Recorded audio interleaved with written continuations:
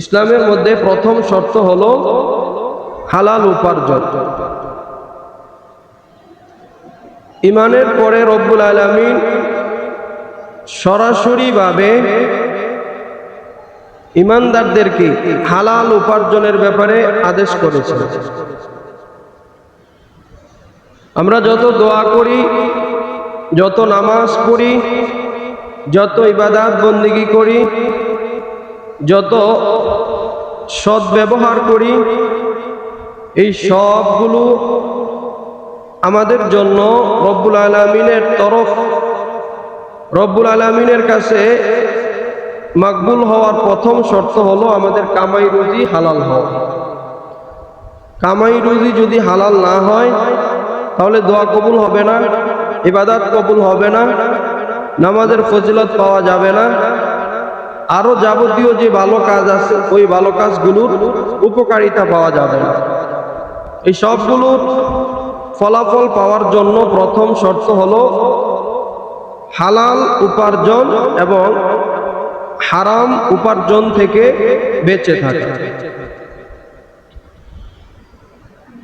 রব্বুল আলামিন মুমিনদেরকে, মুসলমানদেরকে এবং তার বান্দাদেরকে ঈমান আনার পরে হালাল উপার্জনের আদেশ করেছেন। পাশাপাশি নবী রাসূলদেরকেও হালাল উপার্জন এবং হালাল ভক্ষণ, হালাল খাওয়ার ব্যাপারে আদেশ করেছেন। আমরা যেই আয়াতে কারিমা তেলাওয়াত করেছি সূরাতুল মুমিনুনের 51 নম্বর আয়াত, ওই আয়াতে আল্লাহ পাক রব্বুল আলামিন বলতেছেন, ইয়া আইয়ুহার রুসুলু কুলু মিনাত তাইয়্যিবাতি ওয়া আমালু সালিহান। রব্বুল আলামিন বলেন, ইয়া আইয়ুহার রুসুলু কুলু মিনাত তাইয়্যিবাতি ওয়া আমালু সালিহান। রব্বুল আলামিন তার প্রতিনিধি অর্থাৎ রাসূলদেরকে ডেকে ডেকে বলতেছেন, হে আমার রাসূলগণ, হে আমার বন্ধুগণ, কুলু মিনাত তাইয়্যিবাত, তোমরা দুনিয়াতে যত প্রকারের খাবার গ্রহণ করো, যত প্রকারের নাজ নিয়ামত ভক্ষণ করো, ওই সবগুলো ভক্ষণ করার জন্য শর্ত হলো মিনাত তাইয়্যিবাত, এই সবগুলো তোমরা খাবা। খাওয়াটাও ইবাদত হবে যদি তোমাদের এই খাবারগুলো হালাল হয়। রব্বুল আলামিন সূরা মুমিনুনের 51 নম্বর আয়াতে দুইটা কথা বলেছেন। রাসূলদেরকে বলতেছেন তোমরা হালাল খাবার খাও, তারপরের অংশ বলতেছেন ওয়া আমালু সালিহা, হালাল খাবার খাওয়ার পরে তোমরা ওয়া আমালু সালিহা, সৎ কাজ করো। রব্বুল আলামিন প্রথমে সৎ কাজের কথা বলেন নাই, প্রথমে নামাজের কথা বলেন নাই, প্রথমে ইবাদত বন্দেগীর কথা বলেন নাই, প্রথমে বলেছেন কুলু মিনাত তাইয়্যিবাত, প্রথমে তোমরা হালাল খাও, প্রথমে তোমরা হালাল উপার্জন করো, ওয়া আমালু সালিহা, তারপরে গিয়ে তোমরা সৎ কাজ করো। ইন্নী বিমা তা'মালুনা আলীম, আমি রব্বুল আলামিন তোমাদের আমল সম্পর্কে খুব ভালো করে জানি।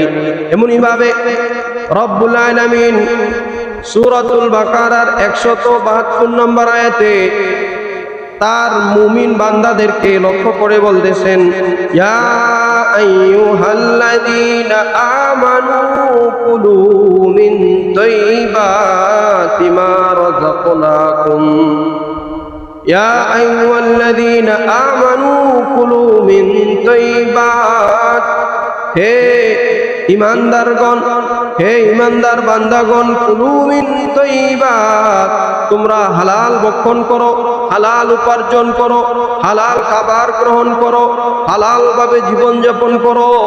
কুলু মিন তাইয়্যিবাতি মা রাযাকনাকুম, আমি তোমাদেরকে যেই সমস্ত রিজিক দান করেছি ওই রিজিকগুলো থেকে তোমরা হালাল ভক্ষণ করো।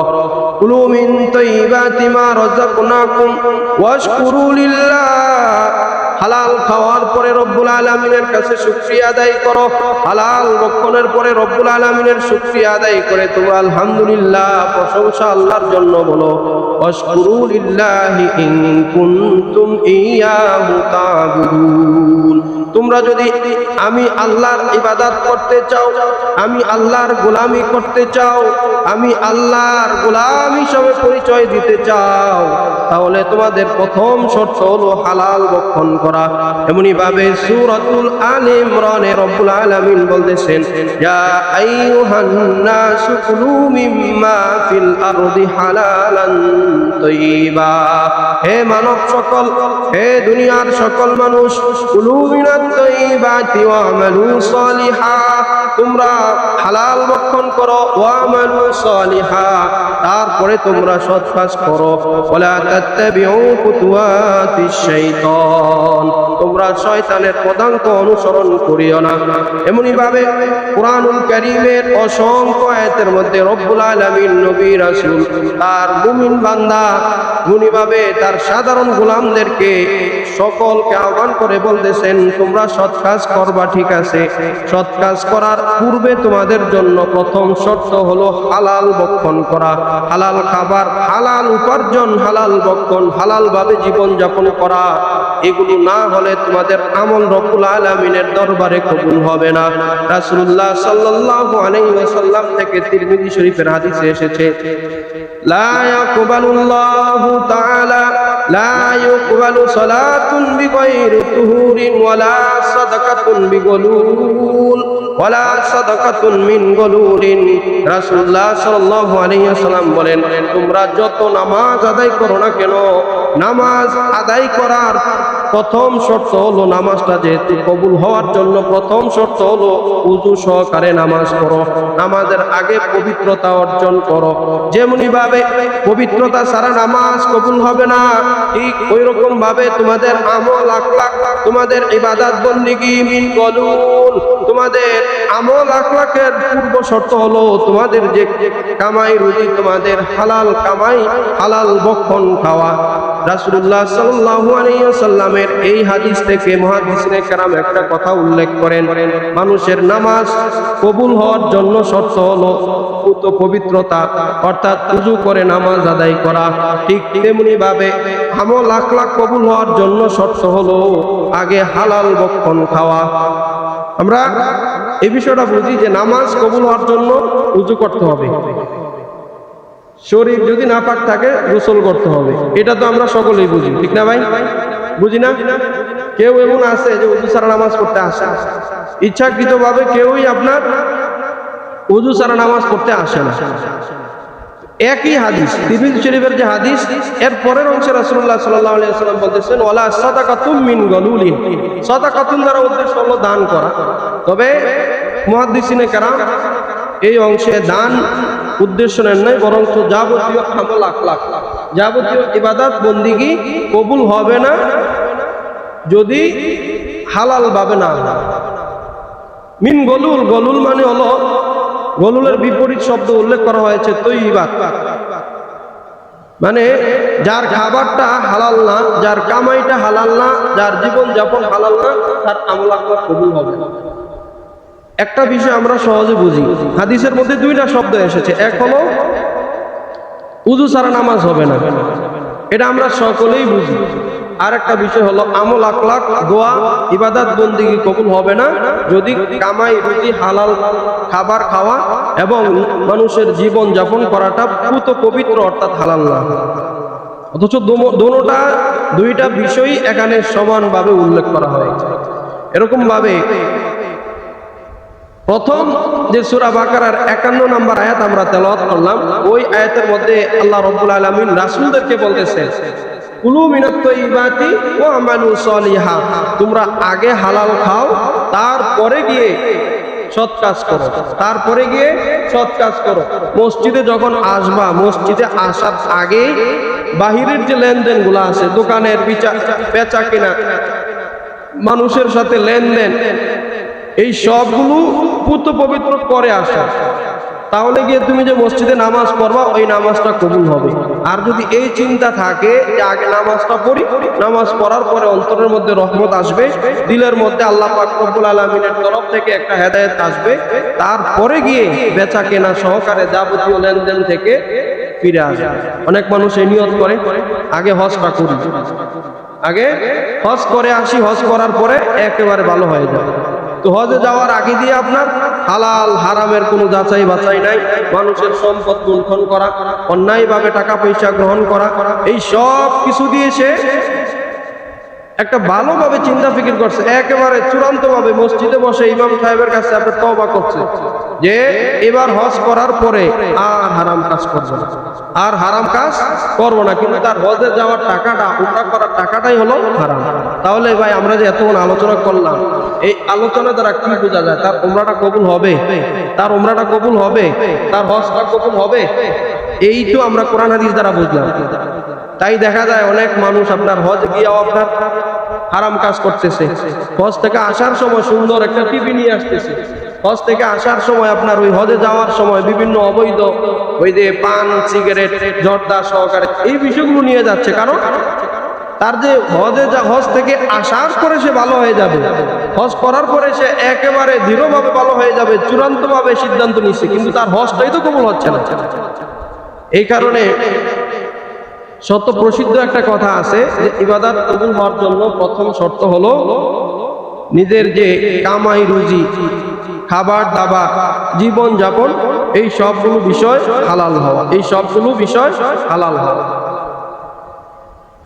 রাসূলুল্লাহ সাল্লাল্লাহু আলাইহি ওয়াসাল্লাম, আমরা যে দুইটা আয়াত তেলাওয়াত করলাম, সূরা বাকারার 51 নম্বর আয়াত এবং সূরাতুল বাকারার 172 নম্বর আয়াত, সূরা মুমিনুনের 51 এবং সূরাতুল বাকারার 172 নম্বর আয়াত।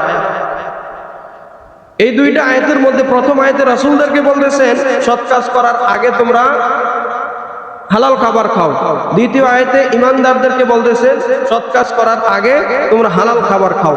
রাসূলুল্লাহ সাল্লাল্লাহু আলাইহি ওয়াসাল্লাম থেকে তিরমিজি শরীফে একটা হাদিস এসেছে, হযরত আবু হুরায়রা রাদিয়াল্লাহু তাআলা আনহু বলেন, ক্বালান নবী সাল্লাল্লাহু আলাইহি ওয়াসাল্লাম, রাসূলুল্লাহ সাল্লাল্লাহু আলাইহি ওয়াসাল্লাম বলেন, ইয়া আইয়ুহান নাস, ও লোক সকল, ও আমার উম্মত, ইন্নাল্লাহা তাইয়্যিবুন, আল্লাহ পাক রব্বুল আলামিন পুত পবিত্র, আল্লাহ পাক রব্বুল আলামিন পাক পবিত্র, লা ইয়াকবালু ইল্লা তাহারাতান, লা ইয়াকবালু ইল্লা তাহারান, আল্লাহ পাক রব্বুল আলামিন পবিত্রতা ছাড়া কোনো আমল কবুল করেন না। রাসূলুল্লাহ সাল্লাল্লাহু আলাইহি ওয়াসাল্লাম বলেন, ওয়া ইন্নাল্লাহা আমারা বিল মুমিনিনা কামা আমারা বিল মুরসালিন। রাসূলুল্লাহ সাল্লাল্লাহু আলাইহি ওয়াসাল্লাম বলেন, ও আমার উম্মত তোমরা শোনো, রব্বুল আলামিন তোমাদেরকে হালাল হারাম সম্পর্কে আদেশ করেছেন, যেমনি ভাবে রাসূলদেরকে আদেশ করেছেন হালাল খাওয়ার জন্য। রাসূলুল্লাহ সাল্লাল্লাহু আলাইহি ওয়াসাল্লাম পরের অংশে বলেন যে কোন মুসাফির যখন দোয়া করে রব্বুল আলামিন ওই দোয়া অবশ্যই অবশ্যই কবুল করেন। রাসূলের আরো হাদিস দ্বারা বোঝা যায় মুসাফির যখন সফর অবস্থায় কষ্টে থাকে, তার খাবার দাবার থাকে না, রাস্তাঘাট সে চিনে না, রাস্তা হারিয়ে যখন আল্লাহর কাছে দোয়া করে রব্বুল আলামিন ওই দোয়া কখনো ফিরিয়ে দেন না। তার পরবর্তীতে রাসূলুল্লাহ সাল্লাল্লাহু আলাইহি ওয়াসাল্লাম সুম্মা যাকারা রাজুলান মুসাফিরু, রাসূলুল্লাহ সাল্লাল্লাহু আলাইহি ওয়াসাল্লাম একজন মুসাফির ব্যক্তির কথা উল্লেখ করলেন।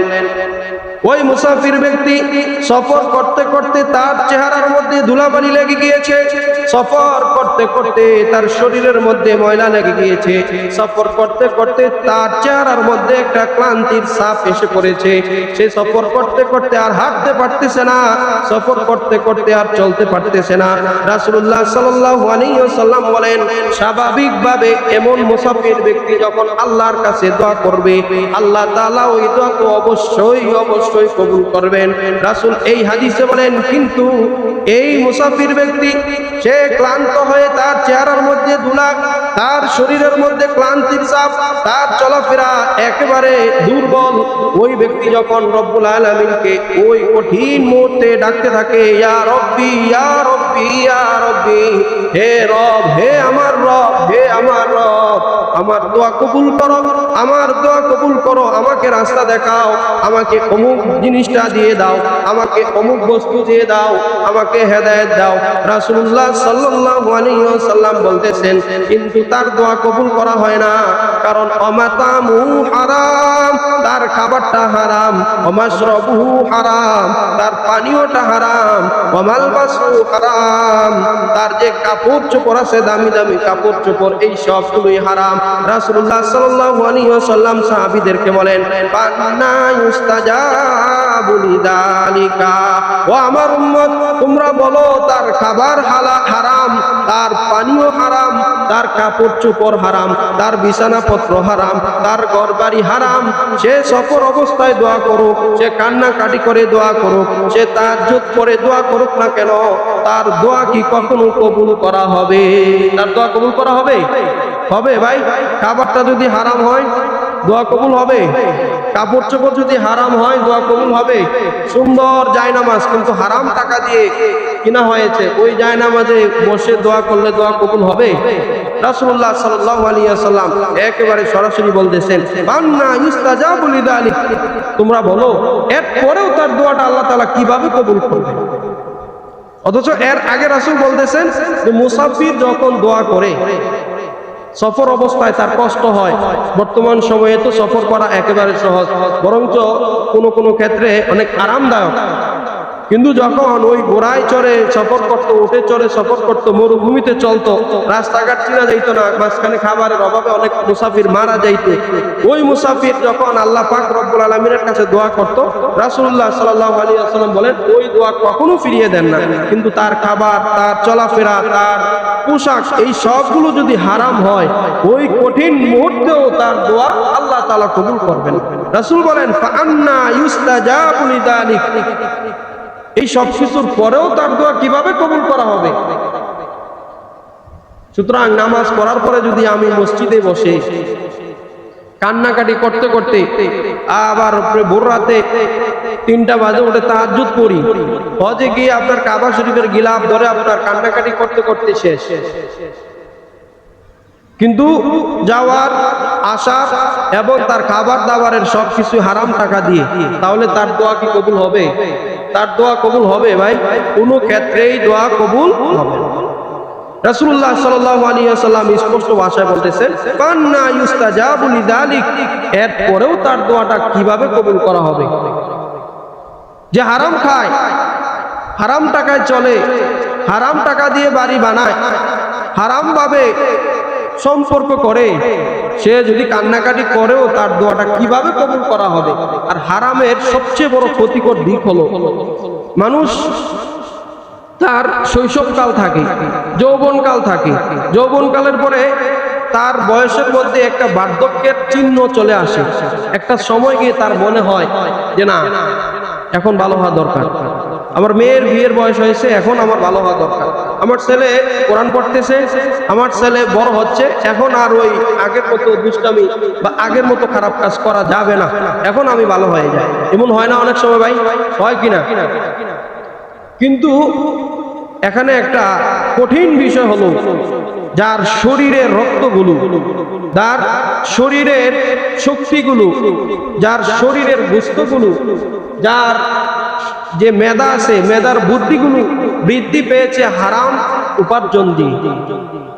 কথার কথা, জীবনে সে একটা সময়ে হারাম খেয়েছে, ওই হারাম খাওয়ার পরে এক টুকরা গোশত খেয়েছে, এক বেলা খাবার খেয়েছে, যে ঘরে সে বসবাস করে ওই ঘরের 2টা 3টা ইট হারাম টাকা দিয়ে কামায়।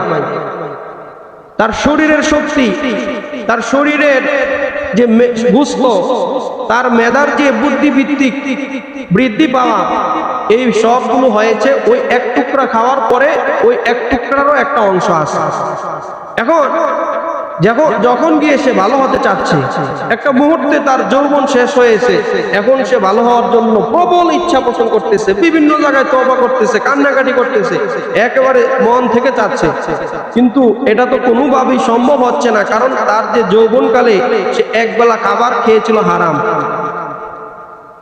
সে যখন উঠতি বয়সের ছিল, ওই সময়ে একজন মানুষকে থাপ্পড় দিয়ে তার খাবারটা কেড়ে নিয়েছিল। তার যে ঘর বানাইছে, ওই ঘর বানানোর 2টা ইট আরেকজন থেকে না বলে নিয়েছিল। এখন ওই একটা গোস্ত খাওয়ার যে শক্তি, একবেলা খাবার খাওয়ার যে শক্তি, ওই যে হারামটা তার শরীরের মধ্যে আসে, এখন ইচ্ছা করলেও সে এটা আলাদা করতে পারবে না। সুতরাং ওই হারাম থেকে ফিরে আসার আগ পর্যন্ত কখনোই তার দোয়া কবুল হবে না, সে আর ভালো হতে পারবে না। আর এটা তো কোশ্চিনকালে সম্ভব হয় না যে কার থেকে কবে হারামটা খেয়েছে তার থেকে তওবা করবে বা তার কাছ থেকে ক্ষমা চেয়ে নেবে, এটা তো অনেক ক্ষেত্রে সম্ভব হয় না।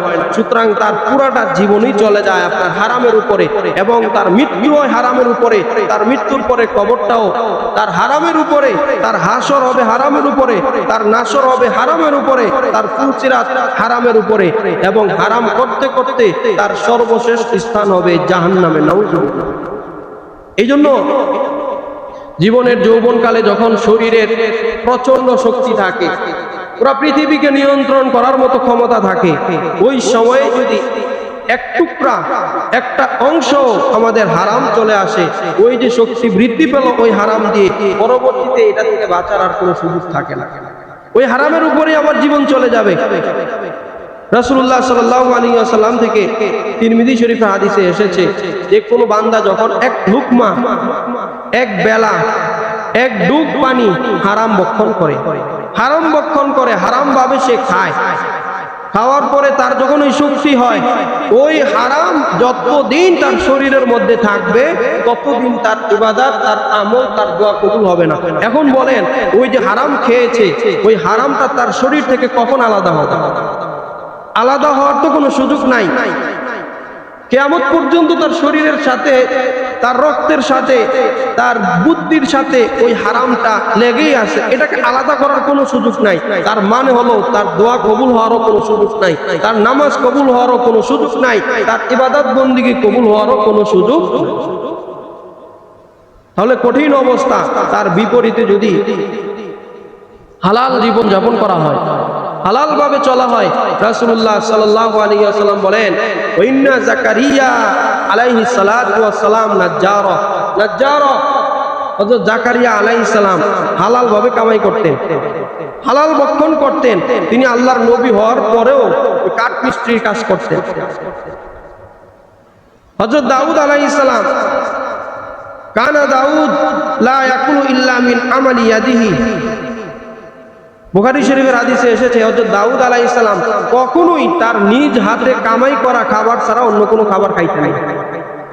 রাসূলুল্লাহ সাল্লাল্লাহু আলাইহি ওয়াসাল্লামকে জিজ্ঞাসা করা হলো, ইয়া রাসূলুল্লাহ, ইয়া হাবিব আল্লাহ, কোন কামাই, কোন অর্থটা সবচেয়ে বেশি উত্তম? রাসূলুল্লাহ সাল্লাল্লাহু আলাইহি ওয়াসাল্লাম বললেন যে নিজ হাতে কামাই করে খাওয়া, নিজ হাতে কামাই করে খাওয়াটা হলো সবচেয়ে বেশি উত্তম। সূরা জুমার 10 নম্বর আয়াতে, আমরা প্রসিদ্ধ একটা আয়াত, এই আয়াতের ব্যাপারে আমরা অনেকেই জানি, যারা আল্লাহ পাক রব্বুল আলামিন বলতেছেন, ফাইদা কুদিয়াতিস সালাতু ফান্তাশিরু ফিল আরদি ওয়াবতাগু মিন ফাদলিল্লাহি ওয়াযকুরুল্লাহা কাসীরান লাআল্লাকুম তুফলিহুন। রব্বুল আলামিন মুমিন বান্দাদেরকে বলতেছেন, ফাইদা কুদিয়াতিস সালাহ, যখন তোমরা মসজিদে এসে ফরজ বিধান পালন করবে, নামাজ পড়া শেষ করবে, ফান্তাশিরু ফিল আরদি, তোমরা জমিনের মধ্যে ছড়িয়ে ছিটিয়ে পড়ো, ওয়াবতাগু মিন ফাদলিল্লাহ, আর জমিনের আনাচে কানাচে, ক্ষেত খামারে তোমরা আল্লাহ তাআলার অনুগ্রহ অর্থাৎ শস্য, অর্থ করি কামাই রুজি করার জন্য তোমরা পরিশ্রম করতে থাকো। ওয়াযকুরু মিন ফাদলিল্লাহ ওয়াবতাগু মিন ফাদলিল্লাহি, তোমরা আল্লাহ তাআলার অনুগ্রহ কামাই করো। মুফাসসিরিনে কেরাম বলেন যে অনুগ্রহ কামাই করার দ্বারা উদ্দেশ্য হলো নামাজ পড়ার পরে তোমরা পরিশ্রম করো হালাল কামাই রুজি বের করার জন্য। কারণ আল্লাহ তাআলার অনুগ্রহ, আল্লাহ পাক রব্বুল আলামিনের দয়া কখনো হারাম হতে পারে না। রাসূলুল্লাহ সাল্লাল্লাহু আলাইহি ওয়াসাল্লাম বলেন যে লা ইয়াতিয়ান্না জামানুন আলান নাসি, মানুষের কাছে এমন একটা সময় চলে আসবে, অর্থাৎ এমন এক সময় আসবে যেই সময়ে মানুষ কখনো চিন্তা করবে না তার কামাই রুজিটা কোথায় থেকে আসলো, তার অর্থটা কোন দিক দিয়ে আসলো, আবার তার অর্থটা কোন দিক দিয়ে চলে গেল, সে এটা পরোয়া করবে না। অথচ রাসূলুল্লাহ সাল্লাল্লাহু আলাইহি ওয়াসাল্লাম থেকে হাদিসে এসেছে, মিশকাত শরীফের হাদিস, আবু দাউদ শরীফের হাদিস, যে কিয়ামতের দিন ওই ব্যক্তি কখনো লড়তে পারবে না, এক পা পরিমাণ সামনে আগাইতে পারবে না, তার আমল আখলাকের যে সওয়াল জবাব আছে সওয়াল জবাব দিতে পারবে না, তার আমলের যে জবাব আছে রব্বুল আলামিন যে জিজ্ঞাসা করবেন ওই জবাব দিতে পারবে না, যতক্ষণ না হাত্তা ইউসআলা আন মালিহি, তার সম্পদ সম্পর্কে জিজ্ঞাসা করা হবে, ফি মান আন ইকতাসাবাহু, সে সম্পদ কিভাবে কামাই করেছে, সে অর্থ কিভাবে কামাই রুজি করেছে, ও ফি মা আনফাকাহু, আবার ওই অর্থ কিভাবে ব্যয় করেছে, ওই কামাই রুজি কিভাবে হলো, কামাই রুজি করা টাকা কোন খাতে ব্যয় করা হলো, এই হিসাব দেওয়ার আগ পর্যন্ত আল্লাহ পাক রব্বুল আলামিন তার হিসাব দেখবেন না, তার যে পা আছে এক পা পরিমাণ সামনে আগাইতে পারবে না। রাসূলুল্লাহ সাল্লাল্লাহু আলাইহি ওয়াসাল্লাম বলেন, আমার উম্মতের মধ্যে অতি অবশ্যই এমন একটা সময় অনেক তাড়াতাড়ি চলে আসবে যে মানুষ কখনোই পরোয়া করবে না, এই যে টাকা আমি উপার্জন করলাম এই টাকাটা হালাল ভাবে আসলো না হারাম ভাবে আসলো, তার একমাত্র পরোয়া থাকবে টাকাটা আসলো কি না, তার একমাত্র চিন্তা থাকবে টাকা আসলো কিনা, হালাল ভাবে আসলো না হারাম ভাবে আসলো, এই চিন্তা তার থাকবে না। বর্তমান সময়েও যদি আমরা চিন্তা করি সর্বক্ষেত্রের মানুষের দিকে, যে কামাই রুজি কিভাবে হলো বা কোথায় ব্যয় হলো সেদিকে খেয়াল নাই, খেয়াল হলো আসবে কিভাবে, আসলো কত, জুয়া, তারপরে আরো অবৈধ যে কাজগুলো আছে এই কাজগুলো করার সময় তো আমাদের চিন্তা ফিকির কখনোই আসে না যে আল্লাহ পাক রব্বুল আলামিন জিজ্ঞাসা করবে তুমি যে টাকাটা কামাই করছো এই টাকাটা হালাল ভাবে না হারাম ভাবে, হালাল ভাবে না হারাম ভাবে। আমাদের চিন্তা ফিকির থাকে কেবলমাত্র যে আসবে কত, কত আসলো। রাসূলুল্লাহ সাল্লাল্লাহু আলাইহি ওয়াসাল্লাম বলেন, এই ধরনের চিন্তা ফিকির যে কোনো ব্যক্তি কামাই রুজি করলো কিন্তু কোথায় থেকে আসলো, হালাল ভাবে আসলো না হারাম ভাবে আসলো, এই চিন্তা ফিকির করলো না, আবার এটা খরচ করলো কোথায় খরচ করলো, হালাল ভাবে না হারাম ভাবে, এই চিন্তা ফিকির করলো না, এমন যদি চিন্তা ফিকির থাকে তাহলে রাসূলুল্লাহ সাল্লাল্লাহু আলাইহি ওয়াসাল্লাম বলেন এই সমস্ত ব্যক্তিদের জন্য দুনিয়া এবং আখিরাতে অনেকগুলো ভয়ঙ্কর পরিণতি আছে। তার মধ্যে প্রথম ভয়ঙ্কর পরিণতি হলো আল্লাহ পাক রব্বুল আলামিন তার দোয়া কবুল করবে না, তার দোয়া কবুল করবে না। রাসূলুল্লাহ সাল্লাল্লাহু আলাইহি ওয়াসাল্লাম যখন ইয়া আইয়ুহান নাসু কুলু মিম্মা ফিল আরদি হালালান তাইয়্যিবা, হে মানুষ সকল তোমরা দুনিয়ার মধ্যে আল্লাহ পাক রব্বুল আলামিনের বৈধ খাবারগুলো বৈধ উপার্জনগুলো অনুসন্ধান করো, এই আয়াত যখন তেলাওয়াত করতেছিলেন হাদিসে এসেছে ফাকালা সাদুন ইয়া রাসূলুল্লাহ ইয়া হাবিবাল্লাহ, হযরত সাদ রাদিয়াল্লাহু তাআলা আনহু দাঁড়িয়ে বললেন হে আল্লাহর রাসূল সাল্লাল্লাহু আলাইহি ওয়াসাল্লাম আমাকে উত্তম একটা পন্থা বলে দিন যেই পন্থার মাধ্যমে আমি নাজাত পেয়ে যাব। রাসূলুল্লাহ সাল্লাল্লাহু আলাইহি ওয়াসাল্লাম বলেন ইয়া সাদ ইয়া সাদ আতিব আতিব মাতামাকা, তুমি তোমার খাবার দাবার উপার্জনগুলো বৈধ করে নাও, উপার্জনগুলো বৈধ করে নাও, ফাতাকুন মুস্তাজাবাদ দাওয়াত, এই উপার্জনগুলো বৈধ করে নেওয়ার পরে তোমার জন্য একটা কল্যাণের ফয়সালা হবে। ওই কল্যাণটা হলো তুমি যা দোয়া করবা, যেই খাতে দোয়া করবা, যেই স্থানে দোয়া করবা, তোমার দোয়া আল্লাহ পাক রব্বুল আলামিন কবুল করে নিবে। হালাল রিজিক হালাল কামাইয়ের পরে রাসূলুল্লাহ সাল্লাল্লাহু আলাইহি ওয়াসাল্লাম বলতেছেন যে ফাতাকুন, তারপরে তুমি হয়ে যাও মুস্তাজাবাদ দাওয়াত, যা দোয়া করবা, যে স্থানে দোয়া করবা, যেইভাবেই দোয়া করবা দোয়া কবুল হয়ে যাবে। ওই হাত উঠায় দোয়া করতে হবে না, মসজিদে এসে দোয়া করতে হবে না, কাবা ঘরে গিলাফ ধরে দোয়া করতে হবে না, বরং রাসূলুল্লাহ সাল্লাল্লাহু আলাইহি ওয়াসাল্লাম বলতেছেন পৃথিবীর যে কোনো স্থানে যে কোনো ভাবে দোয়া করো না কেন আল্লাহ পাক রব্বুল আলামিন তোমার দোয়া কবুল করে নেবেন। তো এটা হলো একটা ভয়ঙ্কর পরিণতি, হারামের একটা ভয়ঙ্কর পরিণতি হলো দোয়া করলে দোয়া কবুল হয় না। আমরা যারা মুমিন আছি, যারা আল্লাহ পাক রব্বুল আলামিনকে বিশ্বাস করি, এই মুমিনদের তো আপনার একমাত্র হাতিয়ার হলো দোয়া। বিপদে পড়লে সে দোয়া করবে, টাকা না থাকলে দোয়া করবে, যে কাজ করে ওই কাজটা ঠিকঠাক মতো না করতে পারলে সে দোয়া করবে, সর্বক্ষেত্রেই দোয়া। এখন দোয়াটাই যদি কবুল না হয় তাহলে বাকি কাজগুলো আমরা কিভাবে সাবাড় দিব? আল্লাহ পাক রব্বুল আলামিনের কাছে যাওয়ার কোনো সুযোগ থাকবে না যদি দোয়াটা আমাদের কবুল না হয়। দ্বিতীয় আরেকটা ভয়ঙ্কর পরিণতি হলো হারামের বরকত কমে যায়, বরকত কমে যায়।